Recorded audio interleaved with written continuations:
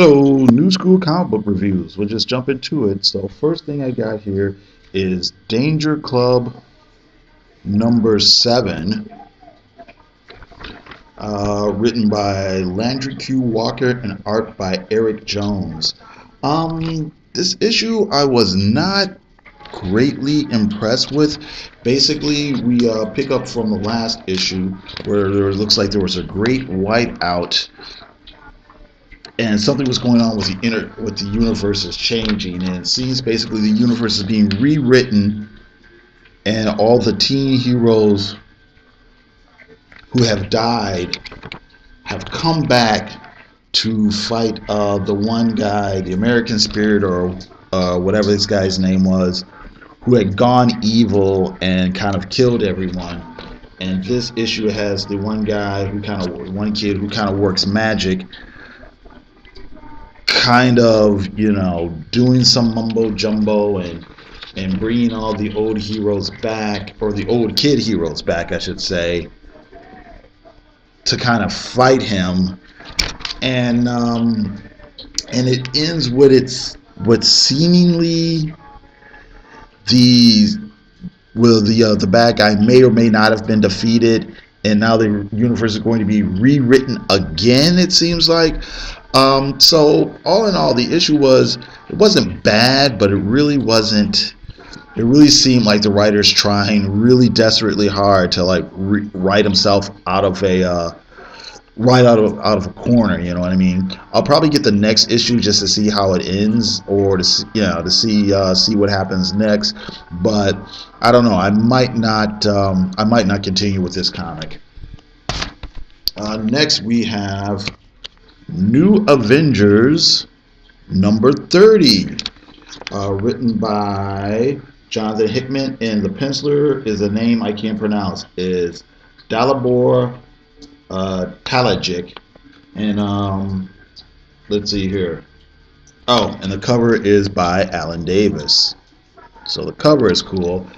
Basically, we pick up where the Illuminati and some of the other heroes, Old Man Steve Rogers and a few other people, are having a big conversation. Hank Pym has come back from the multiverse or space or wherever he's come back from, and he's basically explaining what's going on.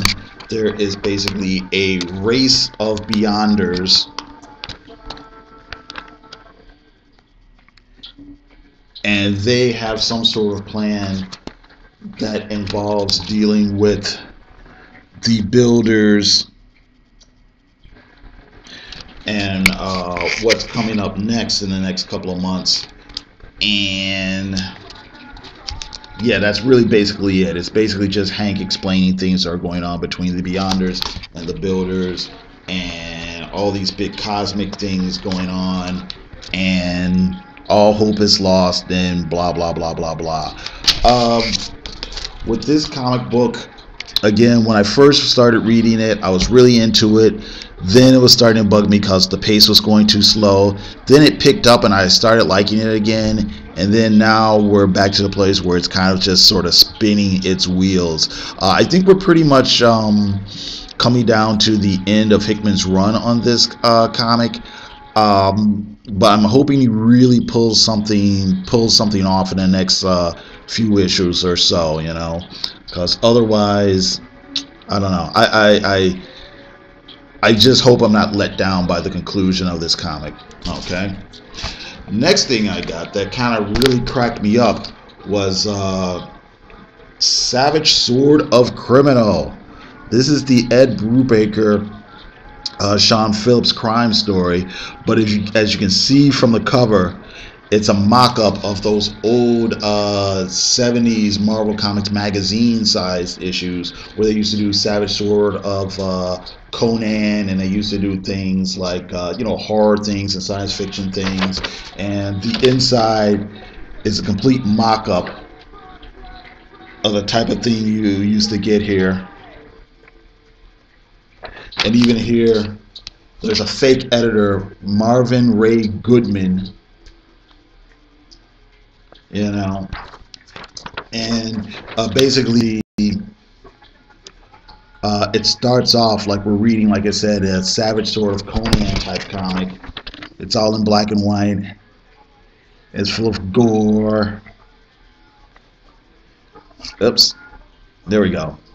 It's full of gore and violence, and here's some sexy babes, and we're reading a story. Then all of a sudden, you see this here, and we find out it's a guy in jail. Whoops.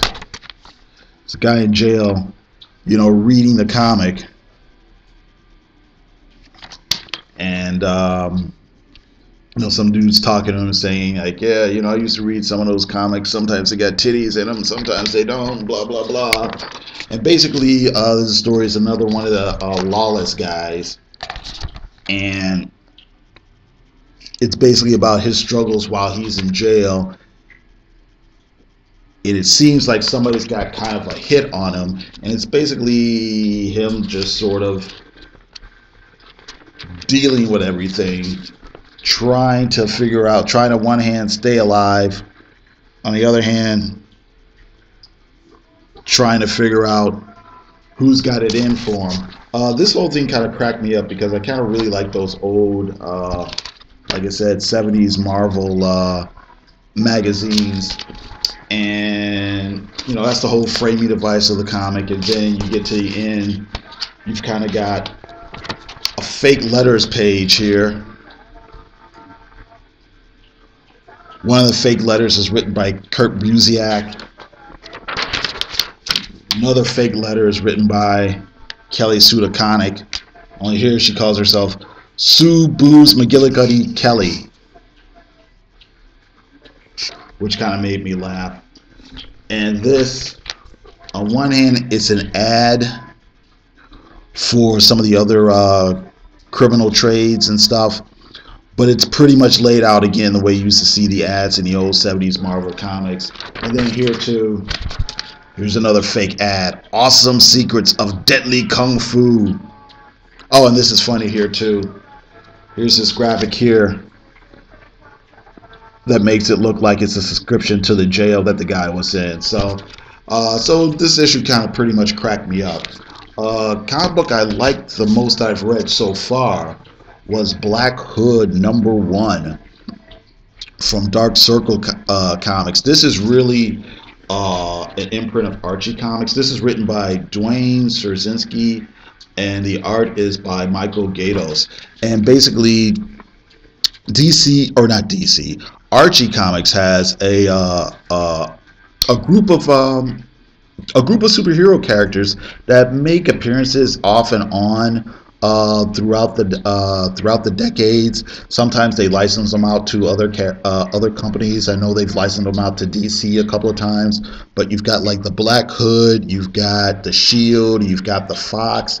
I think you've got the Web or whatever. Mighty Crusaders, is that right? I might be getting confused. But it looks like this is their attempt to take hold of their comics, or take hold of their superhero characters again. Basically, it is the story. This is the first chapter of the origin story, and it starts out with this guy. He's a cop, and he walks in on a scene. It looks like it's a drug deal gone bad or something like that, and he gets his face shot off. And so he's he's treated as a hero at first, but he's overcome by depression, and because, like I said, he's been shot in the face, he gets addicted to pain pills. So he's got people trying to help him out, trying to stick up for him. But like I said, he's in constant pain. He's moody. He's depressed. He doesn't have anyone to talk to. He's addicted to pain pills. He's kind of got it together, but really not really. And here he's well, I probably shouldn't give, something happens here. I probably shouldn't give too much away since the first chapter and everything. But here he is, just sort of one of the alleged criminals was wearing a hood, and he still has it, and he's just kind of wearing it as he's taking his pills and whatnot. It's actually really well written. You get a pretty good psychological study of this guy, or I guess that's the way I want to hear it, but you really get into his head and how he's kind of slipping in and out of it. And it works for me. It works as kind of this kind of offbeat crime thriller vigilante story. At least that's what they're trying to set up for it. So I really liked it. Out of the 4 comics I showed you right now, that was my favorite comic. Other comics I got were Curb Stomp #1. I haven't read through it. Well, I flipped through it, but I haven't read it all the way. It looks like it's about a punk rock girl gang. It kind of cracked me up because here there's a scene where somebody's singing an old Black Flag song. Jealous cowards trying to control, rise above, we're gonna rise above. And then somebody here says, she says, how does somebody this young even know any Black Flag lyrics?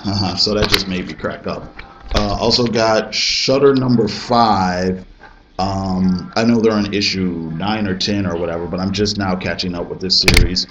Got Low #6, or yeah, #6. Really looking forward to reading this. I've read every issue so far, and just flipping through it, it looks like it's going to be a pretty big conclusion, or a pretty good climax to the first arc anyway.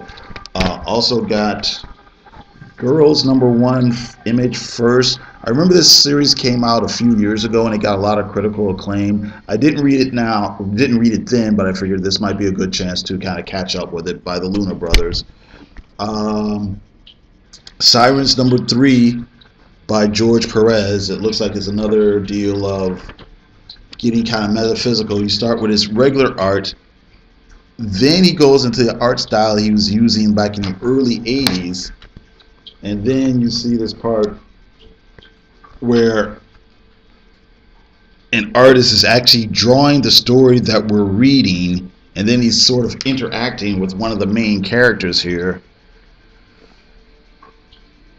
who seems to be just making up a story, you know. So it'll be interesting to see where we go with that. I also got Annihilator #5. I'm missing #2, so I haven't read, haven't read it yet. So as soon as I get issue 2, then I'll catch up on all the issues. Okay, so that's it. I got to thank you very much for listening. You have a good day.